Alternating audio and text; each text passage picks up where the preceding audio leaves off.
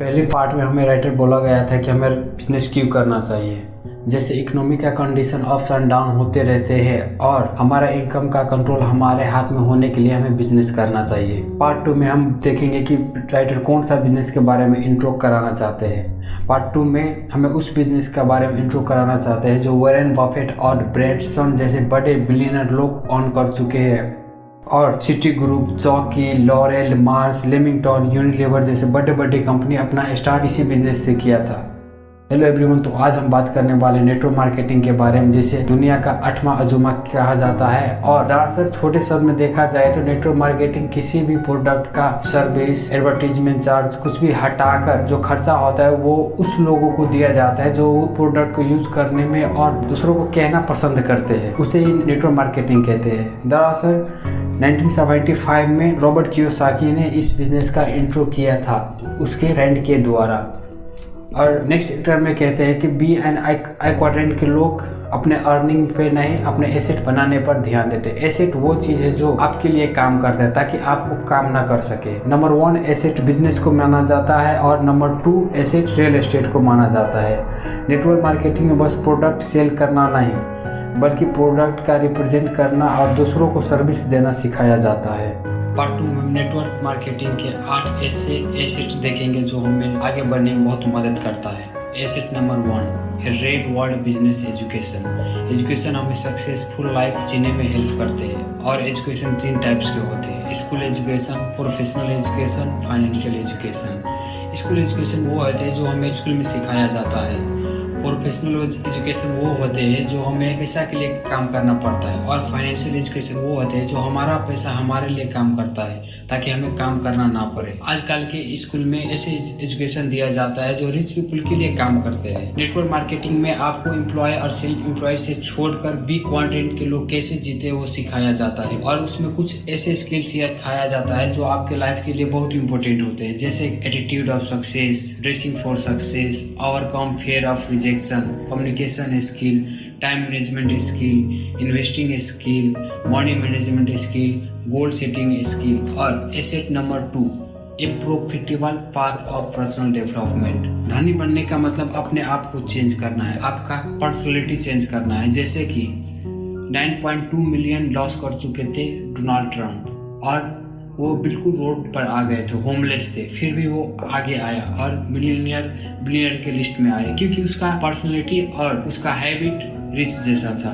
Winner लोग risk का सोचते हैं और लूजर लोग सेफ्टी एंड सिक्योरिटी का सोचते हैं। नेटवर्क मार्केटिंग में फेल होना मतलब एक डिस्ट्रीब्यूटरशिप होना है और नेटवर्क मार्केटिंग से आउट होना मतलब अपने आप को आउट करना होता है और आपको फेल ओवरकम करने का अपॉर्चुनिटी देते हैं। जैसे कि रॉबर्ट कियोसाकी 6 मंथ तक रिजेक्शन का फेस कर चुका है किम कियोसाकी से। किम कियोसाकी उसका वाइफ है, फिर भी उसने हार न माना और लास्ट में आफ्टर 6 मंथ किम कियोसाकी उसको एक्सेप्ट किया। और थर्ड एसेट के बारे में बात करेंगे, a circle of friends who shares your dreams and values. Network marketing के हमारे आसपास और हमारे दोस्त वो लोग बनते हैं जो सेम ड्रीम, सेम वैल्यू और बड़े बड़े ड्रीम रखने वाले होते हैं। Asset number 4 the power of your own network. यहाँ पर थॉमस एडिसन का एग्जाम्पल देते हैं। जैसे कि थॉमस एडिसन खुद से कोई भी इन्वेंशन नहीं करते थे, वो बस टैलेंट पीपल लोगों का नेटवर्क बनाते थे और वो नेटवर्क इन्वेंशन करता था और वहाँ पर नाम थॉमस एडिसन का आता था। रिच पीपल नेटवर्क बिल्ड करते हैं और बाकी काम खोजते रहते हैं। पावर ऑफ नेटवर्क कभी भी पावर नेटवर्क में होती है, प्रोडक्ट में नहीं। जैसे कि मेटकाल्फ्स लॉ का इंट्रो कराते हैं जहाँ पर network economy is equal to number of user square होते हैं, जहाँ पर टेलीफोन का एग्जांपल देते हैं। मतलब कि अगर किसी के पास एक टेलीफोन है मतलब कि दूसरा टेलीफोन होना ही होना है और 2 है तो 4 से 8, 8 से 16 यहाँ पर बढ़ते जाते हैं। और आगे शेयर करते हैं कि 1950 में इंडस्ट्रियल बिजनेस था, फिर फ्रेंचाइज मॉडल है जैसे कि मैकडोनल्ड, KFC वाला, और फिर आता है पर्सनल फ्रेंचाइज और नेटवर्क मार्केटिंग। इसीलिए नेटवर्क मार्केटिंग सबसे आधुनिक बिजनेस माना जाता है।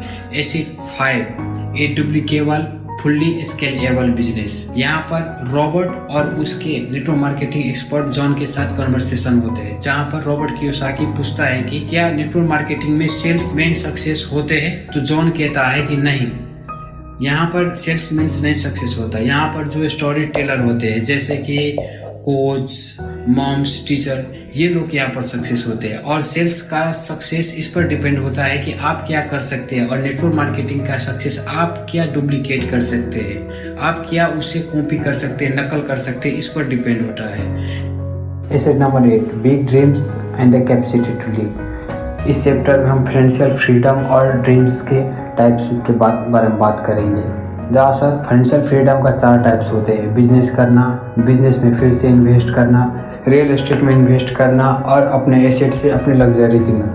दरअसल बिजनेस स्टार्ट करना मतलब एक बच्चे जैसा होता है। इसमें दरअसल कम से कम 5 वर्ष लगते हैं, और उस बिजनेस से जो प्रॉफिट और इनकम आता है हमें उसी बिजनेस में फिर से इन्वेस्ट कर देना। जैसे कि नेटवर्क मार्केटिंग में प्रमोशन और एड्स में हमें खर्च नहीं करना पड़ता, वो कंपनी खुद करते हैं, तो हमें वहाँ पर एजुकेशन टूल्स में खर्च करना पड़ता है, और वहाँ से जो ह्यूज प्रॉफिट आता है हमें उसको रियल एस्टेट में इन्वेस्ट कर देना है, क्योंकि गवर्नमेंट का लॉ हमेशा रियल एस्टेट के फेवर में होते हैं और बैंकर लोग रियल एस्टेट का हमेशा लोन देना पसंद करते हैं। और 4th स्टेप, एसेट से अपनी लग्जरी किनना, जैसे कि रियल एस्टेट और दूसरे एसेट से आप अपना कार, बाइक, घर कुछ किन सकते हैं। और आगे जाकर ड्रीम का 5 टाइप्स होते हैं, ऐसा ऑथर कहते हैं। पहले वो लोग होते हैं जो अपने पास्ट में जीते हैं, जैसे कि ये लोग कहेंगे कि मैं बहुत बड़ा सिंगर था, मैं बहुत बड़ा फुटबॉलर था, मैं बहुत बड़ा गिटारिस्ट था, ऐसे बोलेंगे। और सेकेंड लोग वो लोग होते हैं जिसके छोटे छोटे सपने होते हैं, जैसे कि इस सिटी जाना है मुझे माउंट एवरेस्ट जाना है, मुझे हिमालय जाना है, घूमना। ये बहुत छोटे ड्रीम होते हैं, पर उन लोगों से आप पूछेंगे कि तुम क्यों नहीं चला जाते, इसमें ज़्यादा पैसा भी नहीं खर्च होता है,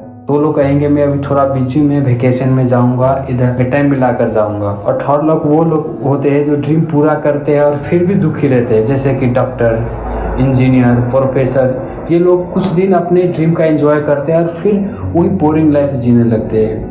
और 4th लोग वो लोग होते हैं जो बड़े बड़े सपने होते हैं, जैसे कि ये लोग बोलेंगे मैं यहाँ इन्वेस्ट करूँगा, मैं बिजनेस करूँगा, पर एट दी एंड ये लोग कुछ नहीं करते। और 5th लोग वो लोग होते हैं जो ड्रीम देखते हैं और उसे पूरा करते हैं, और उससे भी बड़ा सपना देखते हैं और उसको भी पूरा करते हैं। Chapter 17, a business where women excel by Kim Kiyosaki.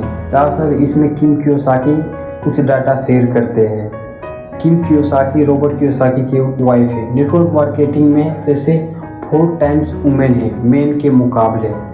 और second data, direct selling association के डेटा अनुसार 15 मिलियन लोगों में से 88 लोग वुमेन हैं। क्यों नेटवर्क मार्केटिंग ज़्यादा वुमेन के लिए फेवरेबल है? क्योंकि वुमेन को अपने टाइम मैनेजमेंट का अच्छा स्किल होता है। जैसे कि हम देखते हैं कि वुमेन काम पर से आता है, फिर किचन का देखता है, अपने घर का देखता है, अपने बाल बच्चा का सभी का देखते हैं, इसीलिए वो बहुत एक्सपर्ट होते हैं। तो पार्ट 2 का यहीं पर एंड होता है, और नेक्स्ट पार्ट में हम देखेंगे योर फ्यूचर स्टार्ट्स नाउ, जहाँ पर नेटवर्क मार्केटिंग में क्या करें, फर्स्ट स्टेप क्या है, हम कैसे कंपनी चूज करें, कौन सा कंपनी चूज करें, कैसा कैसा फ्रॉड होता है यहाँ पर, हम उन सभी बारे में हम देखेंगे। Thank you.